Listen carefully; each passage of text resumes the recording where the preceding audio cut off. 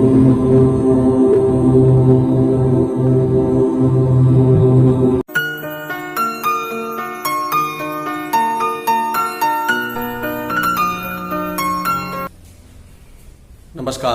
आदर्श विद्या मंदिर उच्च माध्यमिक माझेवाला दिनेश कुमार माली, कक्षा द्वादश, विषय गणित, एक अध्याय संयुक्त फलन के बारे में हम पढ़ेंगे।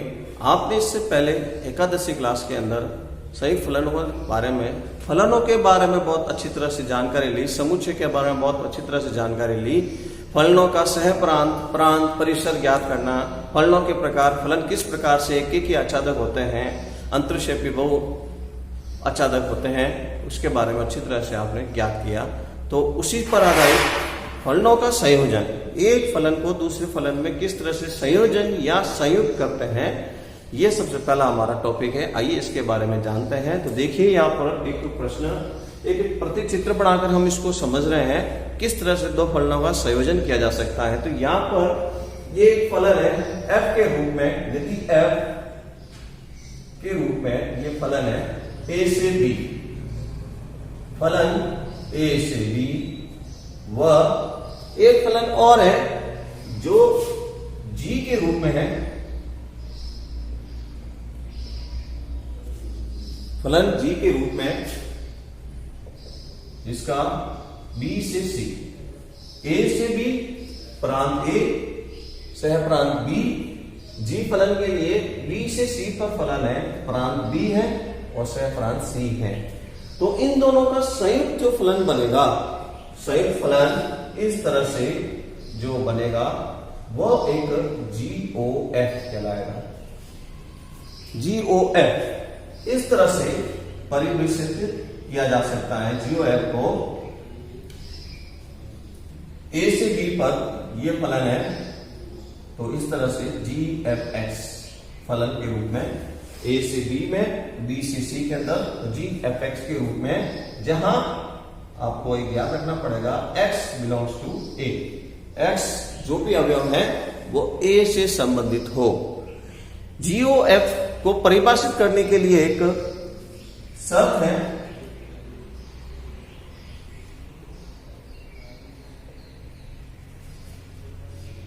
GOF परिभाषित होने के लिए, GOF को परिभाषित होने के लिए जो f का परिसर है,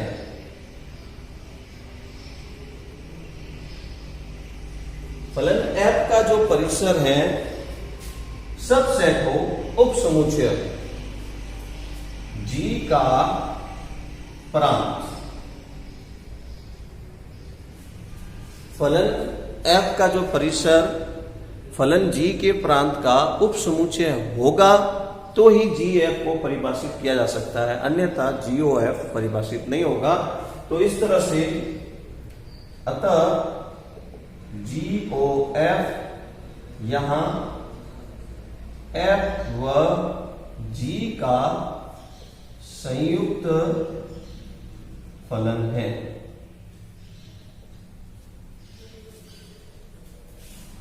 इसको प्रदर्शित करने के लिए हमेशा एक इस तरह से फॉर्मूला के रूप में इसको व्यक्त करके इसको हल किया जा सकता है, GOF बनाया जा सकता है। एक फलन दूसरे फलन का संयोजन या संयुक्त कहा जाएगा। जो दो फलन को मिलाकर जो नया संयुक्त फलन बनाया जाए वो क्रम विनिमय होना कोई अनिवार्य नहीं है। फलनों में संयोजन के अंदर साहचर्य का नियम लागू होता है। यदि एक और दो फलन दोनों को मिलाकर एक नया फलन बना जाए, पहले जो दोनों फलन है एक एक ही आच्छादक है, तो जो संयुक्त फलन प्राप्त होगा वह भी एक एक ही आच्छादक फलन प्राप्त होगा। इसको एक हम प्रश्न देकर समझेंगे। इसको लिखिए,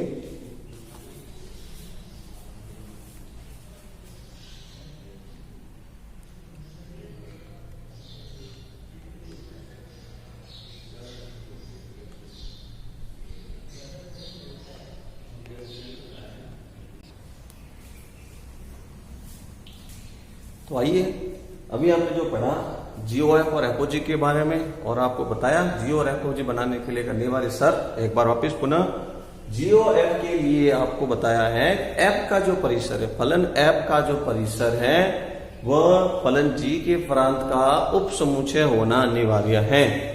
इसी तरह से यदि आपको FOG बनाना है, FOG बनाने के लिए फलन G का जो परिसर है वो फलन F के प्रांत के उप समुच्चय होना चाहिए। इस तरह से GOF ज्ञात करने के लिए फॉर्मूला लगाएंगे G बड़ा कोष्टक में FX, FOG ज्ञात करने के लिए F बड़े कोष्टक में GX। यहां पर जो X की वैल्यू जो ली जाएगी, ये जो X की वैल्यू ली जाएगी वो फलन का प्रांत होगा और यहां पर जो X की वैल्यू ली जाएगी वह G का प्रांत होगा। ये आप विशेष ध्यान रखें। एक हमारे सामने प्रश्न है, इस प्रश्न से इसको बढ़िया समझने का प्रयास करेंगे। तो देखिए प्रश्न इस तरह से है, यदि F फलन एक F N से Z पर फलन Fx बराबर 2x है, N यानी प्राकृत संख्या, Z यानी पूर्णांक संख्या, तो इस फलन F के लिए प्रांत N है, सह प्रांत और जिससे परिसर बनता है वह Z है। दूसरा एक फलन और दिया हुआ है G के रूप में, G फलन Z से Q पर इस प्रकार है कि Gx बराबर x+1/2। तो G के लिए प्रांत जो दिया हुआ है वो Z पूर्णांक है और Q उसका सह प्रांत और जिससे परिसर बनेगा वह है। तो हमको GOF और FOG ज्ञात कीजिए, ये एक प्रश्न बना है। तो GOF के लिए सबसे पहले हम हल करेंगे। तो अभी जो पहले शर्त है वो शर्त अगर लागू होगी तो हम GOF ज्ञात कर सकते हैं। तो शर्त के मुताबिक GOF के लिए F का परिसर, F का परिसर फलन F के लिए जो परिसर दिया हुआ है वो आप देख रहे हैं यहां पर Z जो कि पूर्णांक संख्या है, ठीक है, सबसेट है। देखिए आगे तो प्रश्न में था G का प्रांत, G फलन के लिए प्रांत देखते हैं तो G फलन का जो प्रांत है वो Z है, सबसेट है G का प्रांत। बिल्कुल सही है, GOF का अस्तित्व है क्योंकि परिसर जो है Z है, प्रांत जो है Z है, Z से Z यानी पूर्णांकों के समुच्चय से वापस पूर्णांकों का निर्माण होने वाला है। तो हम बोल सकते हैं अतः GOF का अस्तित्व है, GOF का अस्तित्व है।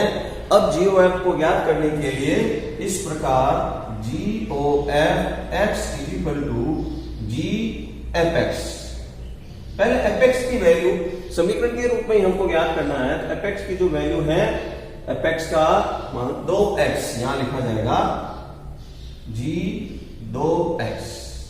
तो इस तरह से G2x फलन G के अंदर x की वैल्यू 2x को प्रतिस्थापित किया जाए, Gx में x को हटाकर 2x लिखा जाए, 2x+1/2, यही हमारा GOFX बनेगा। हम बात करते हैं FOG के लिए। तो वापस हम वही पहले शर्त पता करते हैं, क्या F और G का संयोजन संयुक्त फलन बन सकता है या नहीं। शर्त के मुताबिक बात करेंगे हम F और G के लिए। तो फलन F और G के लिए अभी हमने पढ़ा है कि F और G के लिए G का परिसर, G का परिसर, G के परिसर के अंदर आप देख रहे हैं G का परिसर है जो कि Q है, Q यानी परिमेय संख्या, P बटा Q के रूप में लिखने वाली संख्या जो भी है वो परिमेय संख्या होगी, जिसके अंदर भिन्न की संख्या भी होती है, पॉइंटों में भी संख्या होती है, दशमलव में। फिर प्रश्न में जो लिखा हुआ है F का सह प्रांत का सबसेट होना चाहिए, F का प्रांत, तो F का जो प्रांत दिया हुआ है वो प्राकृत संख्या है। तो हम यहां देख रहे हैं G का परिसर नॉट सबसेट F का प्रांत। Q के निर्माण से प्राकृत संख्या हमेशा बनना जरूरी नहीं है, प्रत्येक परिमेय संख्या जो प्राकृत संख्या होना जरूरी नहीं है। अतः Q के निर्माण से Q का परिमेय संख्या समुच्चय बड़ा है, प्राकृत संख्याओं का सबसेट नहीं है। अतः हम कह सकते हैं F और G का अस्तित्व नहीं है, निर्माण नहीं हो सकता है। ये जब भी आप दो फलनों को संयुक्त करें तो उसमें पहली शर्त आप उसको जरूर लागू रखें कि जीओएफ बनाने के लिए हमको ध्यान है कि जीओएफ का अस्तित्व होने के लिए जी का परिसर एफ के प्रांत का उपसमुच्चय होना अनिवार्य है। इसी प्रकार एफओजी बनाने के लिए एफओजी का जी का परिसर और एफ का प्रांत का उपसमुच्चय होना जरूरी है। लिखिए इसको।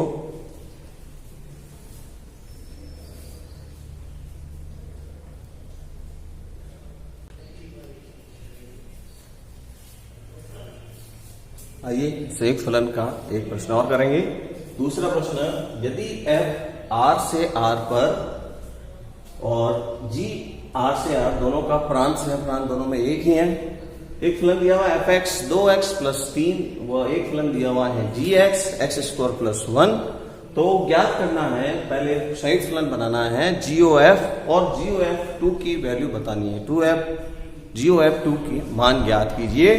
तो आइए, जीओएफ संयुक्त फलन हो सकता है क्योंकि दोनों का प्रांत सह प्रांत समान है, तो जीओएफ का अस्तित्व है ही। तो पहले हम जीओएफ ज्ञात करने के लिए हम वैल्यू ज्ञात करेंगे। दिया हुआ है क्योंकि fx = 2x + 3 व gx = x² + 1। GOFX = G बड़े कोष्ठक में fx। पहले हम मान रखेंगे fx का। तो fx की जो वैल्यू है G 2x + 3।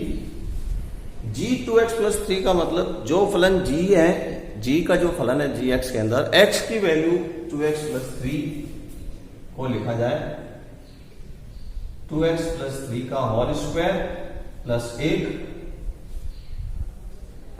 a + b का whole square = a² + 2ab + b² के मुताबिक इसको सरल किया जाए।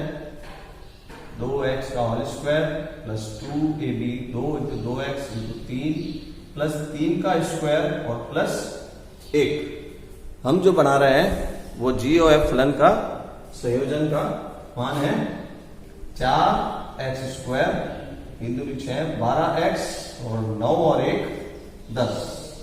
हमने जो ज्ञात किया है वो जीओएफ की वैल्यू इस तरह से बनाई है। तो देखिए, अब इसमें x की वैल्यू 2 रखनी है। तो GOF2 4 2 का स्क्वायर 12 × 2 + 10 4 × 4 + 24 + 10 16 + 24 + 10 = 50। एक संक्षेप में इसकी और विधि लघु विधि नाम दे सकते हैं इसको। सर्वप्रथम हम GOF2 डायरेक्ट वैल्यू निकालने के लिए GOF2 अर्थात GF2 की वैल्यू को आप जांच लें। F2 की वैल्यू पहले आप ज्ञात कर लें। F2 का ज्ञात करने के लिए आप इस फलन को प्रयोग में लेंगे। इस फलन को प्रयोग में लिया जाए 2 × 2 + 3। ये जो वैल्यू बनेगी वो आपकी F2 की वैल्यू बनेगी 4 और 3 7। G7, अब G7 की जो वैल्यू आएगी वही GOF2 की वैल्यू बनेगी। तो G7 के लिए GX फलन को काम में लिया जाए तो GX फलन जो है उसमें 7 का स्क्वायर + 1 49 + 1, ये GOF2 का मान 50। यदि ये प्रश्न एक अंक है तो एक अंक है, ऑब्जेक्टिव क्वेश्चन है, तो उसको इस तरह से तुरंत आसानी से हल किया जा सकता है। समझते हुए लिखिए इसको। एक और करेंगे प्रश्न।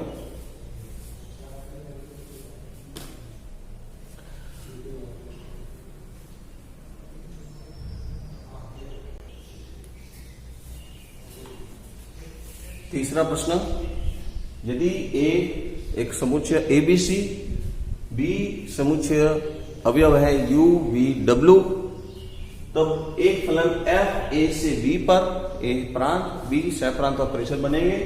जी बी से ए पर फलन एफ इस प्रकार से परिभाषित है और जी फलन भी इस प्रकार से परिभाषित है। तो आपको जीओएफ और एफओजी का मान ज्ञात करना। दो फलन संयुक्त रूप में एफओजी और जीओएफ ज्ञात कीजिए। तो जो दिया हुआ है उसके मुताबिक हम पहले एफ जो फलन दिया हुआ है एफ ए बी क्रमित युग्म के रूप में बी यू और सी डब्ल्यू, इस तरह से इसके अंदर जो वैल्यू बनेगी एफ ए की वैल्यू जो बनेगी वी, एफ बी की जो वैल्यू बनेगी यू और एफ सी की जो वैल्यू बनेगी डब्ल्यू। इसी प्रकार हम देखते हैं जी जो फलन है उसमें भी जी जो फलन है यू बी बी ए और डब्ल्यू सी क्रमित युग्म के रूप में दिया हुआ है। क्रमित युग्म से फिर इसके अंदर वैल्यू निकालते हैं। जी यू की वैल्यू बनेगी बी, जी बी की जो वैल्यू बनेगी ए और जी डब्ल्यू की जो वैल्यू बनेगी सी। तो इस तरह से ये तीन वैल्यू हमने पहले से ज्ञात कर ली है जो जीओएफ और एफओजी ज्ञात करने के लिए हमको चाहिए। जीओएफ ज्ञात करने के शर्त के मुताबिक जीओएफ का अस्तित्व जब होगा फलन का परिसर, एफ फलन का परिसर। तो एफ फलन के अंदर आप देखते हैं एफ फलन का परिसर जो है वो बी है, प्रांत सह प्रांत से ही परिसर बनता है। और जी जो फलन है उसका प्रांत, जी जो फलन है उसका प्रांत भी बी है, सबसेट है, उपसमुच्चय का निर्माण है। तो हम बोल सकते हैं जीओएफ का अस्तित्व है। तो जीओएफ ज्ञात करने के लिए हम g o f x is equal to g f x, जहां एक्स फलन एफ के प्रांत से, फलन एफ के प्रांत से ए, तो ए का मतलब ये एबीसी के लिए वैल्यू यहां पर आ जाएगी। स्मॉल ए, स्मॉल बी, स्मॉल सी से हम इसको वैल्यू को लेकर चलेंगे। तो तीन हमको जीओएफ के अंदर मान याद करना है। तो g o f x is equal to सर्वप्रथम a, g f a is equal to g. पहले हम एफ ए का मान देखेंगे। तो एफ ए का मान आप देख रहे हैं, एफ ए का मान है बी। फिर हम जीवी की वैल्यू देखेंगे तो जीवी की वैल्यू है ए। तो क्रमित युग्मों के पहला अवयव में ए ए। इसी तरह से वापस हम क्या करेंगे जीओएफ बी बी, जी एफ बी के लिए तो पहले हम एफ बी की वैल्यू देखेंगे। तो एफ बी की वैल्यू है यू, तो यहां पर वैल्यू रखी जाएगी यू। जी यू की जो वैल्यू है, जी यू की वैल्यू है बी, तो ये जी यू की वैल्यू बी बन गई। इसी तरह से एक बार और जीओएफ सी के लिए हम बात करेंगे। जीओएफ सी के लिए जी एफ सी, तो एफ सी का मान आप देख रहे हैं, एफ सी का मान है डब्ल्यू, तो जी डब्ल्यू, तो फलन जी फलन के हिसाब से जी डब्ल्यू का मान है सी। तो इस तरह से हमने जो जीओएफ है उस फलन का क्रमित युग्म के रूप में ए आने पर इसका मान आया ए, बी रखने पर इसका मान आया बी, सी रखने पर इसका मान आया सी। ये जो उत्तर है ये जीओएफ का उत्तर है। इसी तरह से हम एक बार पुनः एफओजी के लिए बात करेंगे। तो एफओजी फलन के लिए आपको शर्त आप देखते हैं FO X is equal to F बड़े कोष्टक में जी एक्स, जहां x belongs to G, G का जो प्रांत है, जी फलन है, जी फलन में जो प्रांत है बी है, तो जी का प्रांत में यहां पर वैल्यू रखी जाएगी x बिलोंग्स टू बी। आइए हमने जो शर्त पढ़ी थी उसके मुताबिक आपने पढ़ा था कि एफ ओ जी का अस्तित्व बनने के लिए जो जी का परिसर है, जी का परिसर है वो ए है और जो एफ का प्रांत है, एफ का प्रांत है वो ए है, तो सबसेट है, सबसेट का निर्माण है हो रहा है, उससे हम बोल सकते हैं कि एफ ओ जी का अस्तित्व है। तो तीन वैल्यू हम इसमें भी फिर हम ज्ञात करते हैं f o g b x belongs to b, b की वैल्यू से मान रखना जाए, यू बी डब्ल्यू की वैल्यू हम यहां पर रखेंगे। तो सर्वप्रथम यू है g u, f g u, तो जी यू का मान पहले हम देखते हैं, तो बना है बी, एफ बी का जो मान है तो एफ बी का मान है यू। पुनः एफ ओ जी बी, तो यहां पर पहले मान रखा जाएगा जी बी का, जी बी का मान आप देखते हैं तो ए, तो एफ ए का मान आप देख रहे हैं, एफ ए का मान है वी। एक और एफ ओ जी डब्ल्यू, तो एफ ओ जी डब्ल्यू, एफ जी डब्ल्यू का मान पहले देखेंगे तो जी डब्ल्यू का मान है सी, एफ सी की जो वैल्यू बनी है वो है डब्ल्यू। तो इस तरह से हमने अभी जो ज्ञात किया है वो एफ ओ जी को क्रमिक युग्म में संयुक्त फलन में ज्ञात किया। सर्वप्रथम u रखने पर आया मान u, v रखने पर मान आया v, w रखने पर मान आया w। इस तरह से ये एक हमने एफ ओ जी का भी मान ज्ञात किया है। इस प्रकार से हम जी ओ एफ, एफ ओ जी, एफ ओ एफ, जी ओ जी फलनों का संयोजन संयुक्त फलन ज्ञात किया जा सकता है। एग्जाम में इसका एक 2 नंबर का क्वेश्चन आता है, अच्छी तरह से इसका अभ्यास कीजिए, लिखिए इसको।